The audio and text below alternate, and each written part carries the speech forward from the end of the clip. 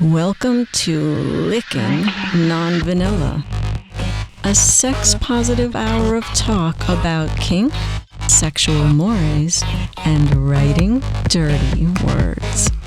So grab a cup of cocoa, your favorite easy chair, and the lube as we go sailing into the dark, sweet waters of all things naughty.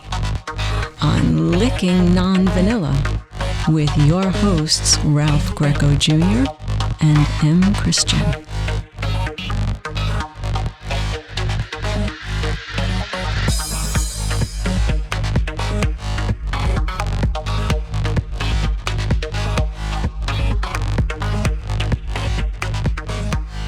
Hey kids, it's Licking Non-Vanilla, and this is the first video Licking Non-Vanilla, I think. Right, Chris? Yep, I think so. Yeah, first one we're doing with video, that's right.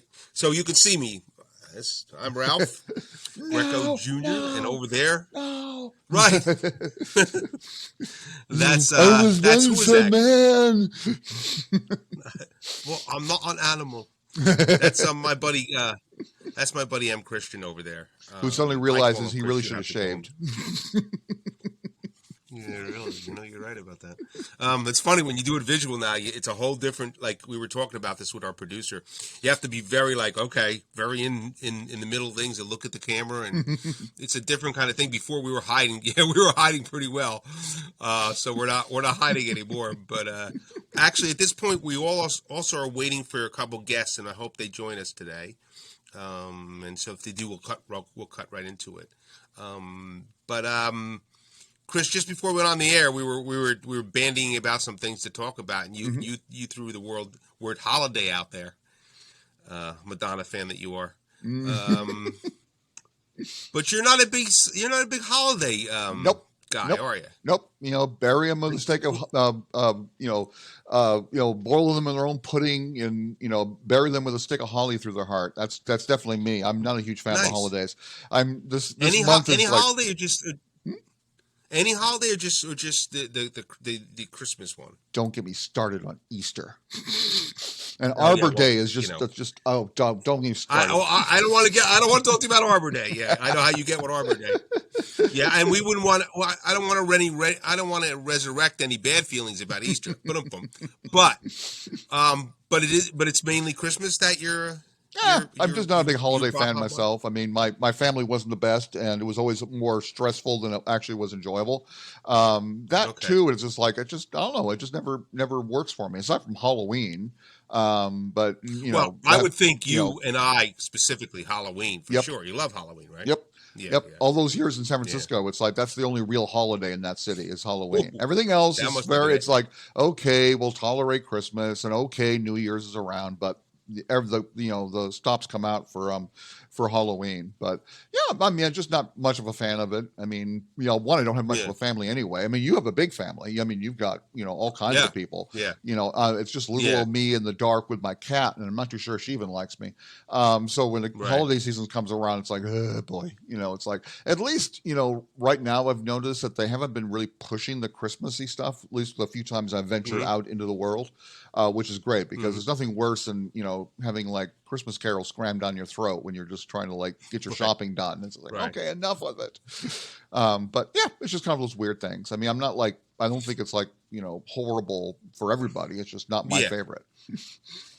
Well, we talked about this a little bit a couple months ago when Halloween was upon us, but what's the difference in San Francisco normal times of the year as opposed to Halloween? I mean, like, how much more amped up was that whole city during Halloween? It was bonkers. I mean, I told you the story about how the unofficial thing was to go to the Castro until they finally stopped doing that because it just got so out of control. But I mean, you think about it; it's a flamboyant city, or at least it used to be a really flamboyant city. Right. And back then it was just like, it was any excuse to party, dress up, put on your kink clothes, get out there and do whatever. So it was just off the rails. And Yeah, the other holidays were there as well. I mean, particularly Gay yeah. Day, which was huge. But for the Mm, most part, it just seemed like that was the big holiday. And it's funny, I've talked to a lot of people, and they say the same thing these days. I think the big thing is that the other holidays is sort of like this: if you don't have a family, you're screwed. But mm. Halloween, you can do it if you don't have anybody, Oh, and there's nothing stopping you. absolutely, And New Year's is just a lot absolutely. of stress because it's like, one, you got to make the Yeah. resolutions, and then it's like if you don't have a good time, suddenly you're some kind of weirdo, and it's just, Right. and especially if you're hanging out with a bunch of amateurs, it can get really weird. But yeah, and the Oh, same it thing gets with stupid. Thanksgiving and holidays, and Thanksgiving and Christmas is the Yeah, yeah. same way. It's like if you don't have a family, then that's it. But Halloween, poof, you can do whatever you want, and there's also no Now, expectations. now, tell people who don't know. I would think most people listening to Licking Non Vanilla know this, but tell them what the Castro section of San Francisco was built on. I mean, what it was like. I don't know about it anymore. I was there recently, and it's a little touristy, but Mm-hmm. try to explain to people, if you can, what that section of the city is as opposed to something other. Sure. I mean, it's a great place. It still is. I mean, it's gotten a little bit more gentrified over the years, but for the longest time, I'm not too sure exactly. I have to look up my historical things about the city, such. But if I Mm. remember correctly, it was just like always kind of predominantly, GLBT, little sort of sanctuary there. Yeah. And when I was there back in the '90s, it was very definitely that. Not that every other part of the city wasn't welcoming or supportive. It was just that was like Hmm. kind of the heartbed. And so it was Yeah. like you had all kinds of wonderful little cafes and shops and all this kind of stuff. And it was Hmm. they still have the rainbow on the sidewalks and such. It's really still Right. a wonderful place to go. The Castro Theater is fantastic. There's like funky little shops like Does Your Mother Know and all this kind of thing. Hmm. But yeah, it was kind of like this kind of like kind of almost like a little sub city. But Hmm. for Halloween, it was just it just got so ridiculous that they stopped doing it. But they still have like little Hmm. fairs and such, or at least they used to, pre-COVID. But Right. San Francisco was interesting that way. It very much is kind of like, again, like any other big city like New York, where it has little districts.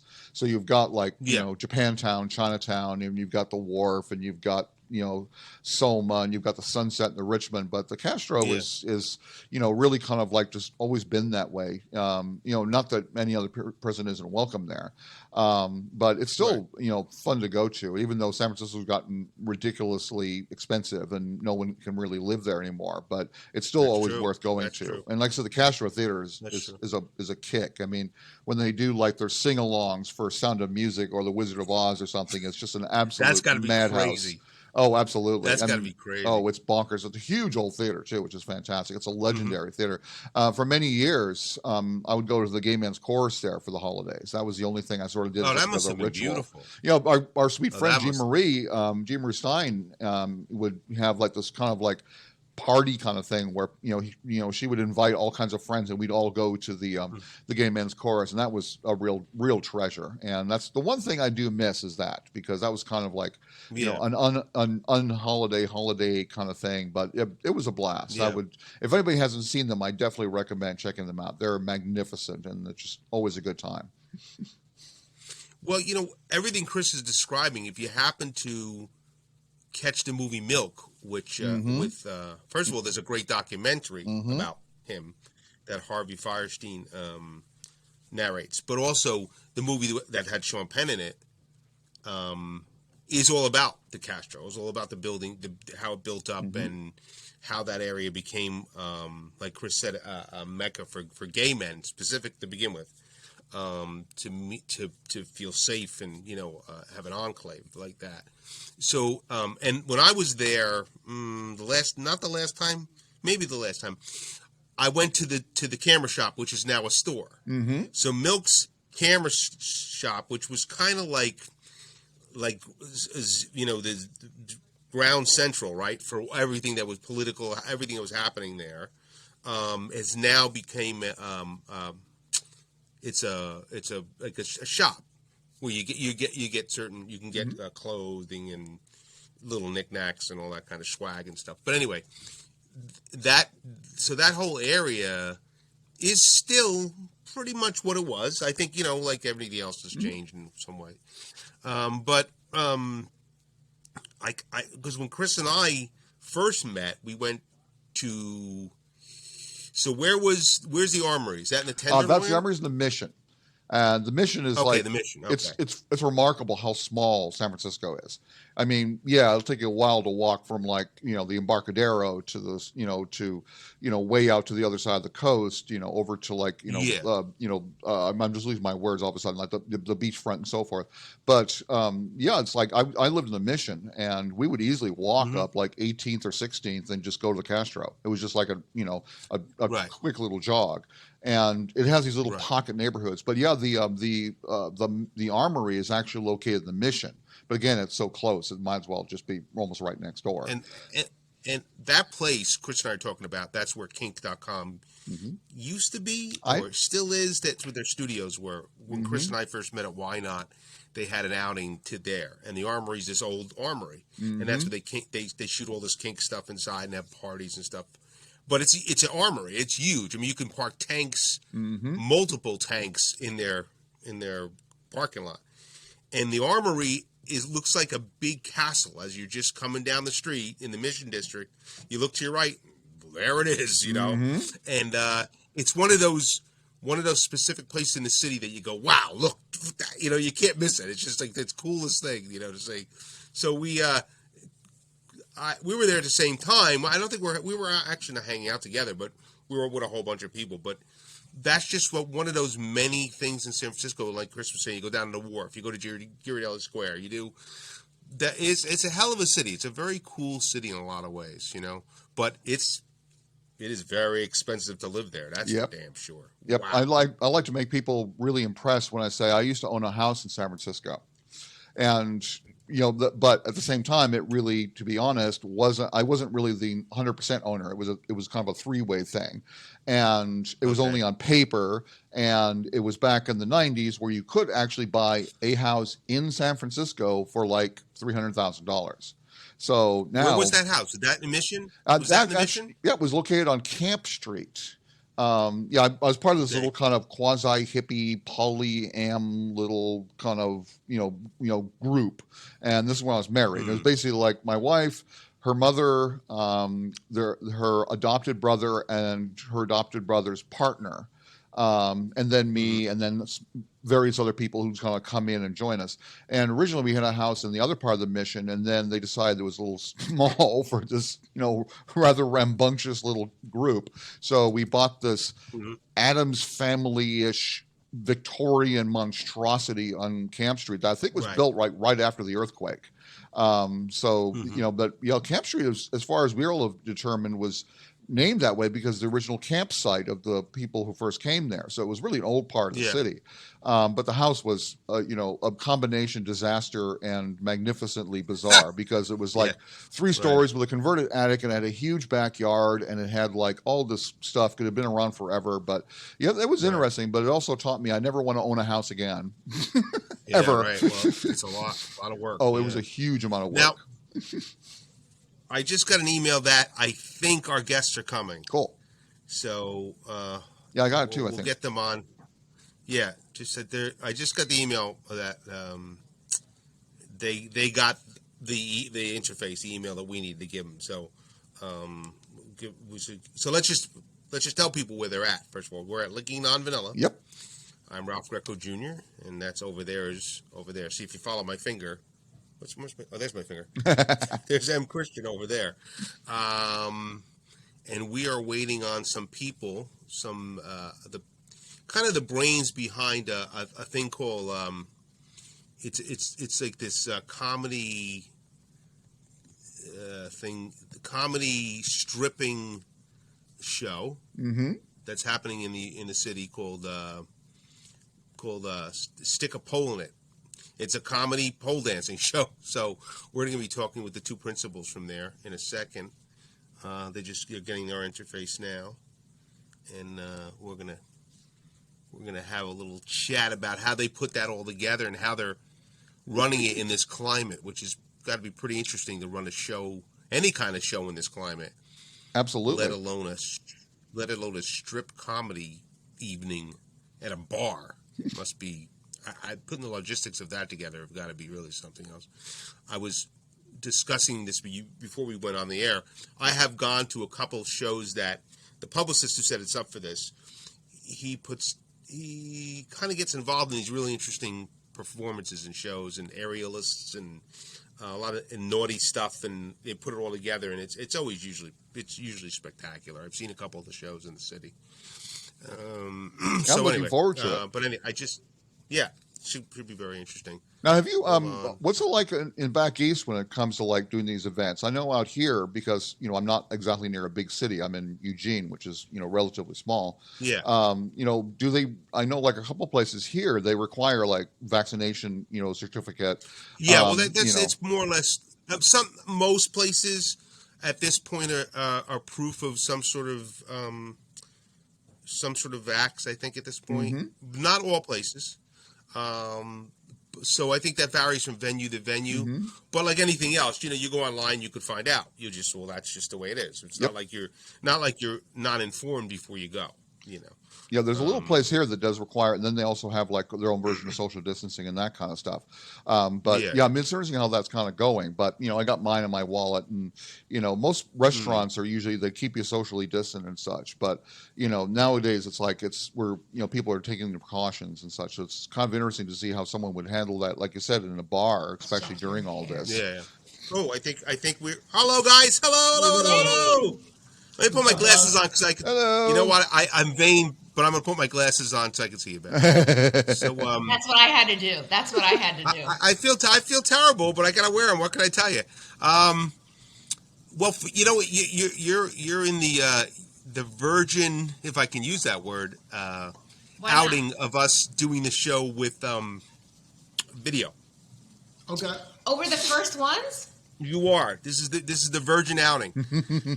Right. I'm Ralph. That's Chris. Hello. The guy over there. That's our producer Mark. You won't see him, but he's like the man behind the curtain. Okay. Hey Mark. Hey Chris. Hey Ralph. So, well, thank you for coming on. Yeah. Do you guys need a second? Like, do you want? What do we do in time? No, we can cut it up the way we want to do it. So we're fine. And it's not live. We're just recording. Yeah, it gets edited, so you don't have to worry too much. So. Yeah. But anyway, it's wonderful to see you both. So how about I'm going to let you introduce yourselves because we haven't, like I said, it's the first time we're doing a video. So I'd rather you say who you are and say hi and all that kind of stuff. So have at it.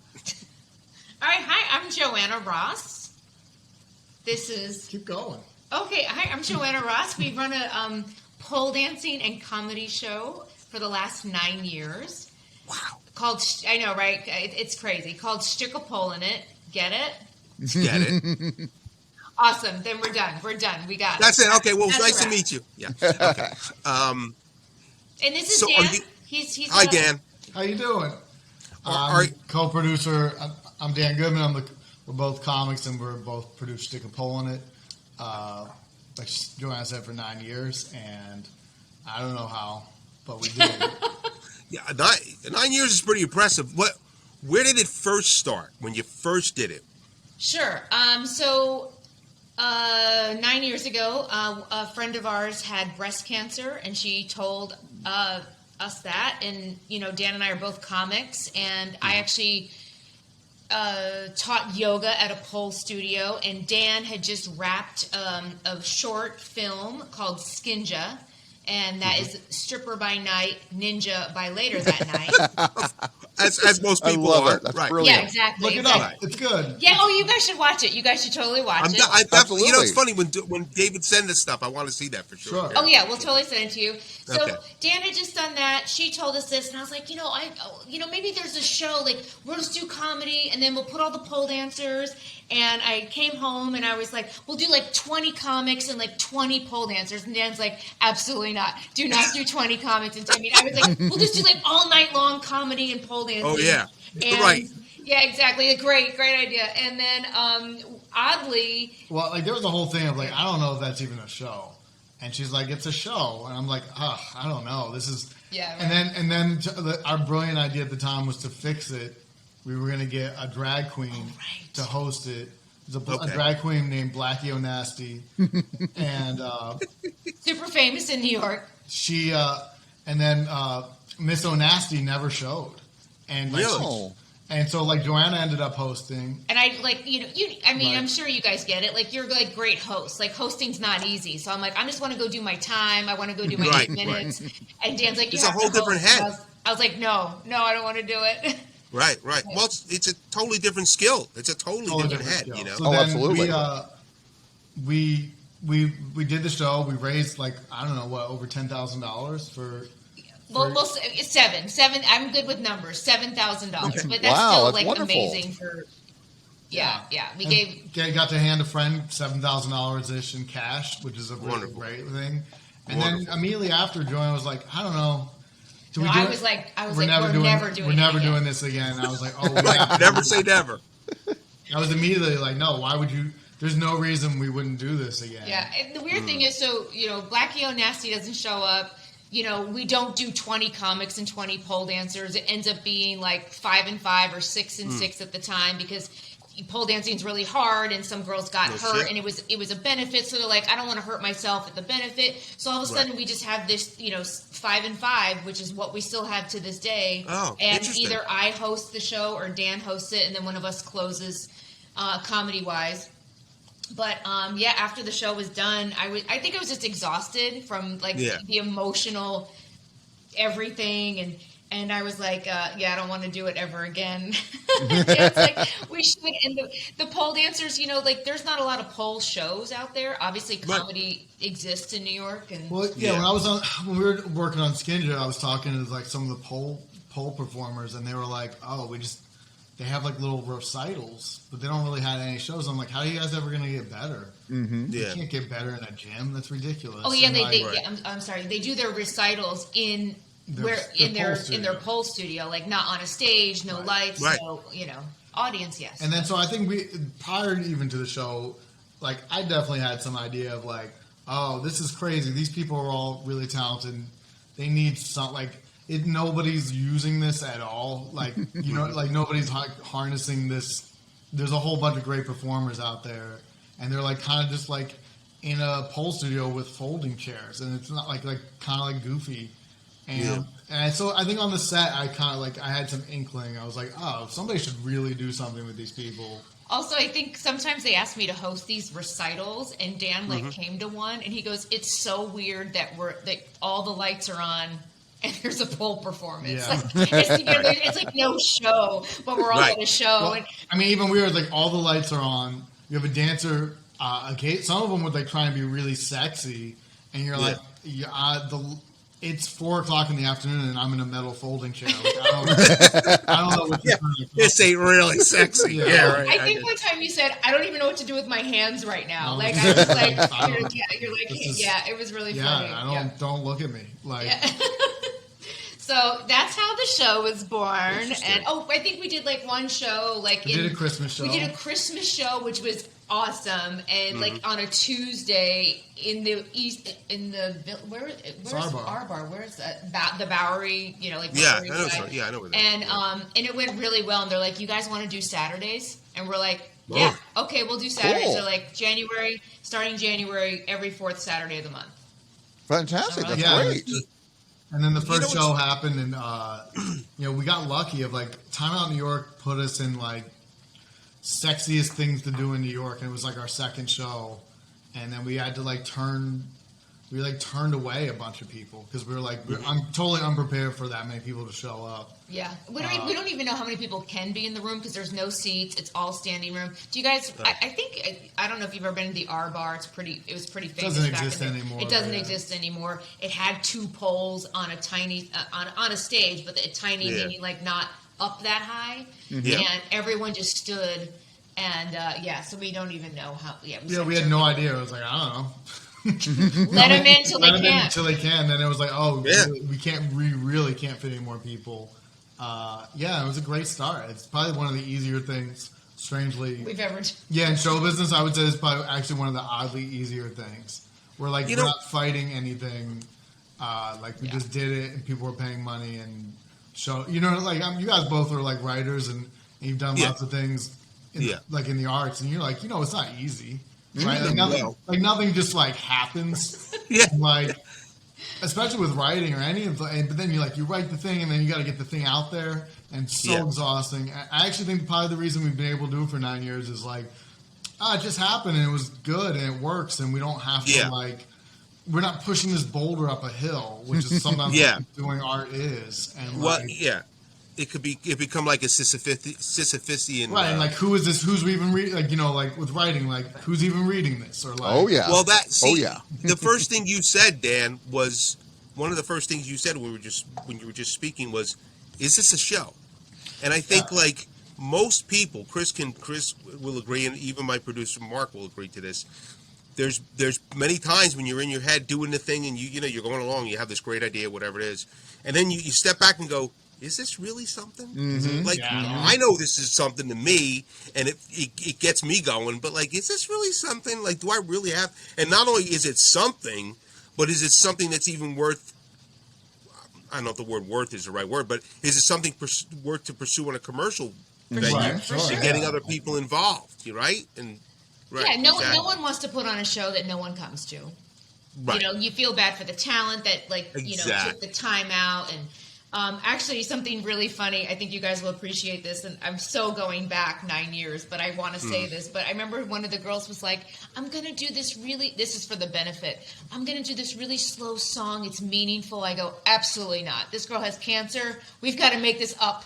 Everyone dances something uppity." And I was like, "No heartfelt shit. Are you kidding me?" She'll cry. And it was, but yeah. So like, you know, and then like through over the years, you know, Dan and I, like, I feel like we're like Tim Gunn at, like, you know, Project Runway. The narrower we get, like, we did not have themes to start. We had ideas. Which doesn't even make sense, by the way. Like, Summer Fun, like what song is that? Like, you know, no one really knew. And the more over the years we kind of like started to narrow it down. Now we give them song lists of like, we're gonna do Sticks, and it's like 10 songs. Just pick from one of these 10. You don't get to go off, like, you know. I mean, every once in a while we'll let them go off of the list. Right. Yeah. But we got to have the hits. We got to have, you know. Now it's like this whole other thing. Yeah, I mean, also, like, let's be real. Like, when you're coming out to a show, like, it's for fun. This is not, I mean, maybe one day we will do, like, Tommy the Who's rock opera, but, like, most of the time, like, hey, you just want to come, the show runs 90 minutes, like, I want to hear the hits, right? Yeah, you're right. I mean, actually, you know what I really noticed is during the pandemic when bands would come on, like, remote shows, and they would do like some acoustic bullshit, and I'm like, nobody has patience for this right now, right? Like, I don't when everyone's sad. Like, I actually think that's not when you bring out. Yeah, they did like a big concert, and like everyone did a sad song because everyone wanted like J-Lo. Like, no one wants to hear J-Lo. Like, let's get loud. Like, let's go. Right. Yeah. What do they call that? What's that called? Navel gazing, right? Like, I know because I've been in bands my whole life, and you go see a band and the guys are looking down at the pedal board, and you're like, dude, you know, like, you're going to connect with an audience, and you're going to make people feel something and have a good time, and want to come out and spend their money and have a good time, and you got to bring it, man. You got to bring it, and you got to take yourself out of this is mine and all that bullshit. You got to come out of that whole thing, you know. Yeah, so. That's I think. And you're also presenting a sexual, fun, naughty. Yeah. So you want people to be up and aroused and happy and, you know, all that great stuff, right? You know, you can do a lot. I would say Paul has a lot. There's a lot of different opportunities. You can do a lot of different things, but when you go because I actually think a lot of the studios they're teaching to like slow singer songwriter music, which is great. But because pole is hard. Because pole, it's hard, right? It's hard. Yeah, Chris, imagine that. Like, try to do something to that kind of introspective stuff. They actually, a lot of the dancers like doing that, and they like it. It doesn't. And that's like it's a time and a place. Like, if you're in a small studio, that's a great place to do it. But if you're in a room with a couple hundred people, you just got to do something more engaging. And I think that's maybe the gentle push that JoAnna and I have given the pole community, which is that like you would think coming in that they'd be all like pour some sugar on me, cheese ball over the top. But it's actually the opposite. And most of the people, like most of them are doing like just like SoundCloud acoustic rock, like weirdo in their stuff. and which is fine again, but it's not right for a Not for the right play, show. not for what you're doing. Well, also, like I would say, you don't want 5 of them, right? Like 5 slow, sad songs. But anyway, we're digressing off the. No, this is very interesting. I mean, you talk about the actual minutia of putting the show together, which we're only going to get from you. You know what I'm saying? We're not going to get that from a lot of other people, and I think that's important because we talk erotica and sex and positivity on the show all the time, but Chris and I like to get into the meat of like how things are made and why they're made and the mindset. Oh yeah. You know, on the similar topic though, that like I actually think that like Pole is actually in a really, if you in terms of like a sex positive space, that Pole is has a really good sweet spot when it's done well, which is meaning JoAnna's mom can come to the show, who is 80, and enjoy it and not be uncomfortable. But it is also a lady wearing very little. Or man. But definitely expressing themselves, necessarily not always in a sexual manner, but it's definitely sexual. And it is like, but in the best way, in the sense that like everybody can come, and it's not it's not uncomfortable, right? Yeah. And I'm sure you guys know from years of being in like a sex positive space, not all those things are particularly comfortable, right? No, well, that's true. That's true. Right, Absolutely. you have to creating intimacy for a large group of people is a challenging thing, right? I'm sure it is. And like if you're in a strip club and all you have to do is be appealing to the one guy who's looking at you in the mirror, that's in some ways it's a very different task than making eye contact with 100 people and establishing some intimacy. So that, you know, that's why we're always big supporters of Pole. Of like, I actually think it is for the entire sex positive community that Pole's actually a weird middle ground. You know, in terms of like, there's stuff that's never going to be for everybody, right? But Pole is accessible, right? Like anyone can show up and see that this is someone expressing themselves in a sexual manner, just like regular dance, really. Like, and so I always think it's a great gateway for a lot of things.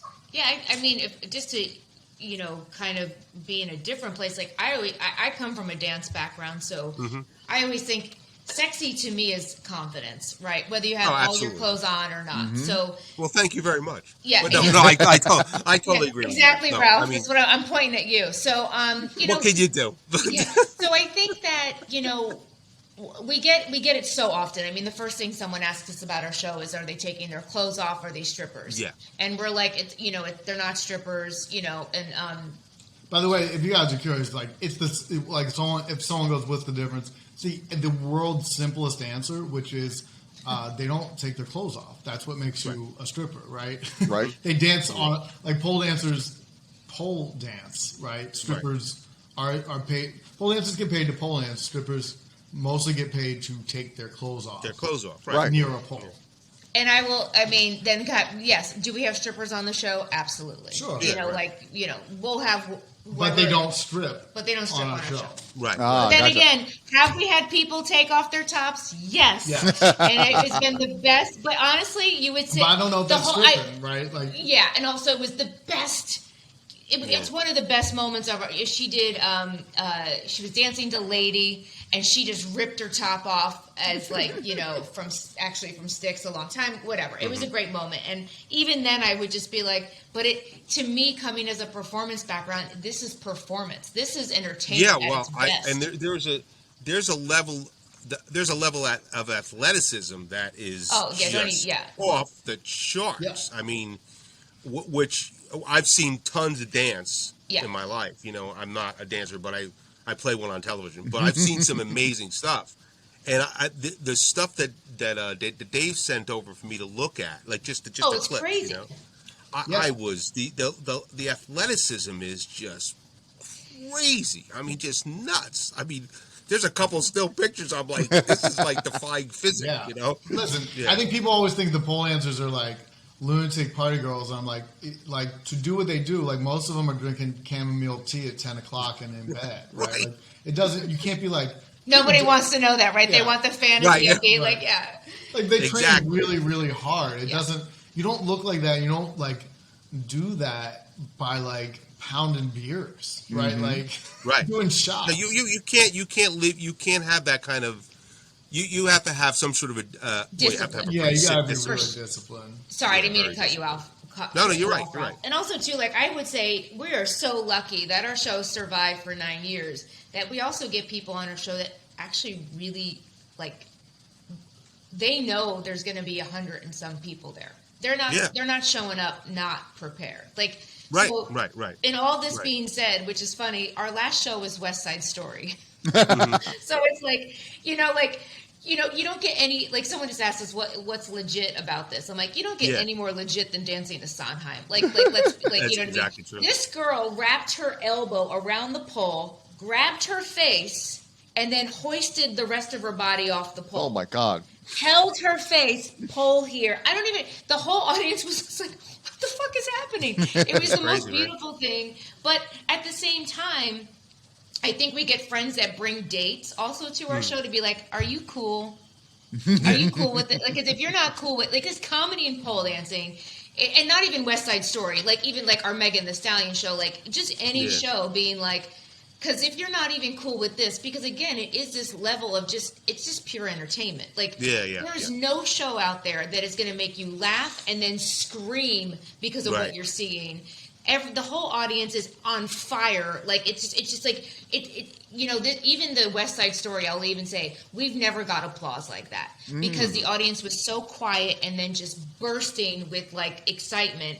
And we get that, like for Megan Thee Stallion, everyone's like out of their minds. But like we have these audiences that no one else has because no one else is changing the bar so much in 8 minutes and 3 minutes. They're 3 minutes. Comics are 8 minutes, and it just keeps going like this, up and down, up and down.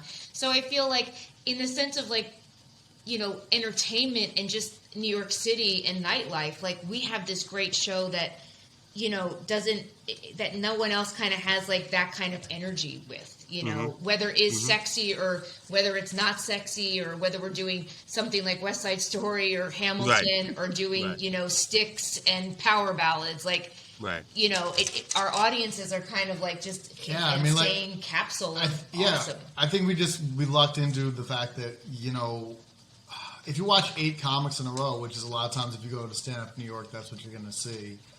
It's good, right? It's fine. Everyone's doing comedy. It's fun. But we've really lucked into the fact that, like, when everything's new and you don't know what you're going to get, it's really exciting and puts a different. I agree. Puts a different kind of charge in the audience, Yeah, a lot of people bring friends that, like, everyone brings the people that come visit New York. Everyone has someone visiting, right? So if our show is then, we get a lot of people that bring people. Like you will not. Like they don't tell them anything about the show. Yeah. Usually the front row for some reason is like a bunch of people who have never seen the show, which and they're just like, eating calamari, spitting it out. Right. Eyes are pinned, That's great. That's great. I'm like, all right, don't get too close. So to wrap this up, because we could talk to you all day. Yeah, absolutely. Absolutely. This is wonderful. Tell us what's the new year looking like for you? What's going to happen in the new year? Oh, we're going to double the amount of shows we're doing. Cool. We're twice a month before, and then we're going to go to 4 times a month. So every 2 weeks there will be a Schtick in it, which is cool. I think a lot of times people come into town, they're like, "Oh, is it this weekend? Is it that?" And so now they have a lot better shot of showing up in New York and just being able to see it. And I think long term we want to be every weekend. We're going to try out doubling the shows and see how it goes. And then we're doing our 9-year anniversary January 21st and 22nd. We're going to all Sticks. Fantastic. All Sticks on the pole, which is great. So let's tell everybody where they can find you. Sure. Okay. Give us the whole website, rundown, whatever you have to do. The easiest one, shtickapole.com. On Instagram and Facebook is Schtick.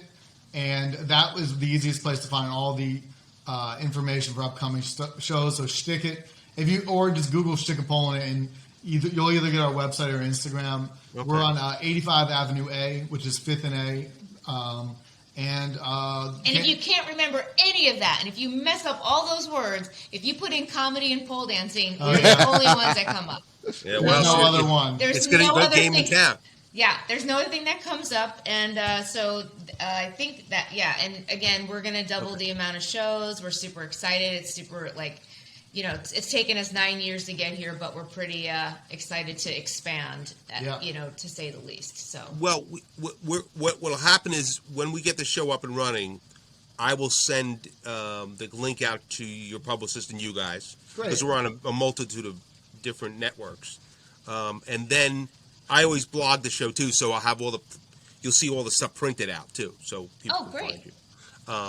But we can't thank you enough. Thank you. Thanks for doing this. We really appreciate it. I could talk to you guys forever, man. Yes.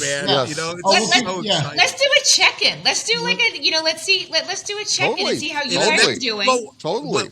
When is the anniversary? January 21st and 22nd. Cool. We'll have you back on. Yeah, absolutely. Absolutely. We'd love to come back on. Good. What is your do you guys like Sticks? Like, what's your favorite music? Maybe we can make I'm a vintage prog guy. Yep. Oh, okay. So Jethro Tull, Emerson, Lake and Palmer, Pink Floyd, and Chris loves everything. I'm all over the place. I'm all over the place. I go from Gershwin to, KML. It's like hardcore German industrial, Rammstein. You name it. I'm all over the place. Oh, he likes everything. Someone danced to Rammstein. We'll send you that link. Well, we did Pink Floyd last Thanksgiving. We did the whole. What did we do? Dark Side of the Moon. We did the whole album. Oh, that's wonderful. Cool. Yeah, it was. Yeah.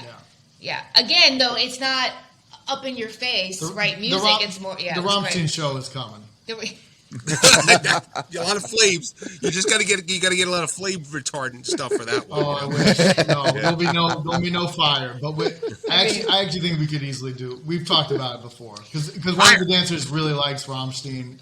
I actually think their music's super easy to dance. I mean, rock is probably the easiest I would say to dance to. But I think once this show, we've been rocking since after the pandemic, and I think with David's help and your help and people just kind of getting more press, we'll be able to do not anything we want, but we'll be able to challenge the music for sure. Very cool. Yeah, sure.